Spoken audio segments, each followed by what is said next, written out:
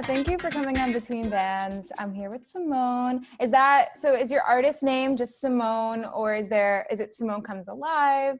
It's Simone Rose, so that's Okay. my actual name. I just go by that. Simone Comes Alive was, I don't know if this is a question you were gonna ask me, but Of I course. I'm obsessed with Peter Frampton and the Talk Box. So when I used to watch his live album, that song "Do You Feel Like We Do," and it's called "Frampton Comes Alive," the album, and it was like the number one selling album in the 70s, and I just was like, you know what, like I'm naming myself Simone Comes Alive on Instagram. So I'm not too familiar with the song, but what is it like? What comes alive? Like, what makes it come alive? I don't know. Like, what's the context, I guess, behind well, that? it's the name of the album, Frampton Oh, Comes. okay. Yeah, I don't know why he named it that. I guess I could look into that. But the song is like, it's a video I'm obsessed with. It's called "Do You Feel Like We Do." It's like a 14-minute long song, and in a couple of the songs on that album, he uses a talk box with his guitar. Okay. And I think he was the first person to do that. So I just always thought it was amazing. I love that sound. So I think he looks so hot in that video. So I just watched it 100 times, and then I was like, maybe I should like get into that album. And then at the time, it was like all I listened to. So then I just was like, I love the way that it sounds like Simone Comes Alive. Yeah. When did you get into music? Like, where does it start for you? So I've always loved music. I sang and danced and played piano. I played piano, drums, violin as a kid, like just a bunch of random instruments. I'm not an expert in any of them because I was just kind of like I hopped around hobbies, but I always liked music. But when it came to classic rock, this is actually a kind of fun story, but I can pinpoint the exact moment I realized I like classic rock. And my freshman year of college, I was at my cat's like playing with a plant. I was at in Boise, Idaho. So I'm from Orange County, and I like randomly decided to go to Boise, Idaho for my freshman year. Very weird. Yeah. How was that? It was a very cool experience. I had a lot of fun. Got to try a lot of amazing different things like hot springs and just like a lot of off-roading and things I would never experience living in Orange County, but I was so cold. Like I really couldn't handle it, but I really loved it, and it's a beautiful place. So if you're ever wanting to go there, I recommend it. I had a lot of fun. Um, anyway, so one of my roommates had these friends, and they were like the typical stoner college kids, and we went to their house, and they were all in a band together, and we were in their basement, and they had all these band posters everywhere, and they started playing albums, and we were like smoking, and I just remember at one point, like, it was super like that 70s show. We were like in a circle with like records and stuff. And they started playing a song, and it just was like a very relaxing song. And I was like, I know this song. And it was Patience by Guns N' Roses. So like that whistling came in, Mhm. and I just be like, whoa, like, and then everyone was just got quiet, and we were all just listening to the song. It was so relaxing. And then when I got home, I was like, okay, I like Shazam that song because I didn't know who it was. And so I Shazam them, and then this was back when like Pandora was the main music thing. And so I went on Guns N' Roses Pandora, and then every single song that played, I was like, I know all of the words to this because of my dad. Like that's what he listened to, was like Guns N' Roses, Zeppelin, Sabbath, on and on. So Mhm. I've been listening my whole life. And then just from there, I was like, this is what I listen to now. Yeah. What was your dad's impression when he found out you had gotten into that while at school, and was it I mean, a nice yeah, surprise? he was super excited. I mean, he always figured like one of his kids would have to like it, you know what I mean? And my brother's not really into it. He was always so excited, but he thought, he was like, I'm so cool. Like I showed you like the coolest stuff. My dad's super like that, but it was really funny. He's like, I did good. I got one person to take this on. And like, was he a musician too, or that was new with you? Yeah. So he was a drummer. Like in the 80s, he played. I don't remember the name of his band, it wasn't anyone big, but he played drums in LA, like Troubadour and other places like that, in his band. And he, my whole life, has played guitar and drums. And then now, actually, he's stopped music for like, I'm 26. He stopped music for like a very long time, and then just recently during quarantine, like, got Logic and has been learning it and has been making his own songs at home, and it's so cute, and they're actually really good. Like, he has this neighbor who used to play with like Foreigner or something in the 80s, and he's also really good at music, so they just make music together, and it's really cute. Yeah, and now you can teach him some things like that, you know, about the production side probably, and like the new technology and all of that. I think I can, and Yeah. sometimes go, like, I'll sing on some of his songs for him, or like he always tries Oh. to make little things for me to sing on. It's nice.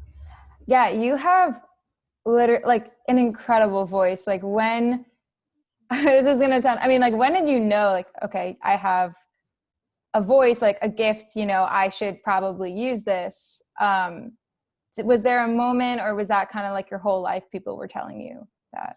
So I know my own personal moment when I was a bit younger. It kind of like has stages to it where I was like, okay, like I kind of sound decent, was when I was in high school, and I would just like sing karaoke in my bedroom. And there was one Audio Slave, like that song Like a Stone by Audio Slave. I would sing. I mean, it's going out like forever. But I sang that song in my room, and I was like, okay, I sound pretty good. Like, maybe I should keep doing that. So I would sing karaoke by myself in my room. I never sang in front of people. It just was like not something I was gonna do. And then I would sing bits and a little bit on like Snapchat and Instagram and stuff, but um, it didn't really click to me until I started making my own music, and that was about 3 years ago. I did a couple things, like the way that I started wasn't my original music, so I was like, okay, like I sound pretty good, but then eventually when I started like making my own stuff, was like, okay, I think I'm pretty good at this. Yeah. So since you've been like putting more out on socials and kind of like playing a few shows, have you um gained some, I mean, has anyone reached out to you like, hey, you know, I'd love to work with you, or like does that start happening as soon as you start posting those, or like, I guess, how does that lead up to who you're working with now? Yeah, so about 3 years ago, I was posting random clips of me singing on my story on Instagram, and someone I had worked with in the past reached out and was like, "Hey, I am a rapper, and I Oh. would love." Yeah, I was like, he's like, "I'd love for you to sing like some verses or some, harmonies or melodies or something on my songs." And I was like, okay, like I'm down to try. I've never done it before, but let's do it. And so then I went to a couple sessions with him, did a couple songs. Like, it's on Spotify. It's so funny. It's me being in the background, like making like just funny noises in the background and singing a little bit. And I was like, it was really fun. And I was like, okay, I kind of like this. But you were writing your parts and kind I of like, wrote, so like he sorry, I don't mean to cut you off. no. He had most of his ideas for like the first song. He knew exactly what he wanted me to do, but I would be like, okay, well, why don't I do like this thing in the background, or why don't I? There's like even one song where I completely like rapped over one of his verses just to like give it a higher pitch on it, and some of it was my idea, but some of it was his too. It was pretty Yeah. exciting. And then from there, someone that I know that has been a musician for forever, they're not doing it right now, obviously. I think that they haven't done it for a little bit, but the Viper Room would do these nights on Monday nights where they did kind of like a live band karaoke thing, but everything was planned out. Instead of it being random, it was kind of planned out. And so he set me up with the person who ran that, and I sang for the first time ever, like in front of people at the Viper Room, like 4 years ago. And that was so intimidating to me. I remember, like, I don't really have stage fright anymore. It's just kind of stopped. But that first time, it was just like, like what is happening to me? So that was kind of my start. What was your plan before that night? Like in terms of were you still like, okay, I want to pursue music, but just not yet? Or were you in a completely different lane and then that night changed everything? I was in a completely different lane. I had no idea what I was planning. I had just moved to back to LA from San Diego. I was going to school there. And I just came here because I was here almost every weekend and I was like I love it here, but I had no idea what I wanted to do. And then, these opportunities just kept presenting themselves. And I was like maybe I should do this.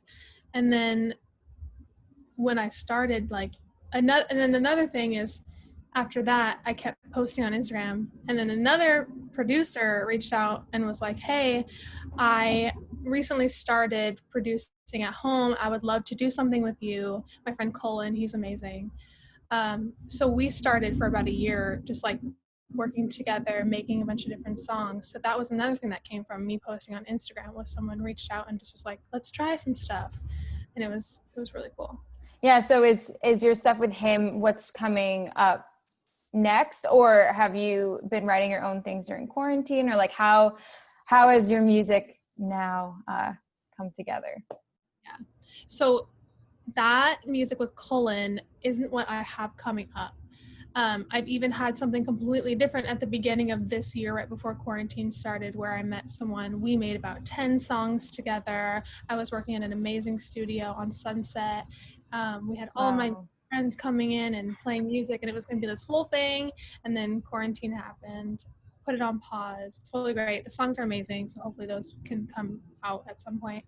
But right now, the stuff I have coming up is just with a friend who I met, and he's an amazing musician, great songwriter. We just started writing, like it wasn't even intentional, and then this song came out that we wrote together, and I was like, I just fell in love with it. And after years and years of making music, I've been making different kind of genres. Like I didn't know exactly where I wanted to land. So this song with a friend, like, just so happened to be amazing, and I like couldn't wait to show people this demo. So I was like, this is how I think I know that it's the right thing. I waited all this time because I needed to wait for this song. And we actually just went last week to a studio to record it, and we did another one as well that we wrote. And so those are getting like mixed and mastered hopefully very soon, so that I can put them out and have my first song out on Spotify. I've just been like so picky. It's been so hard to pick. Oh, it's gonna be so good.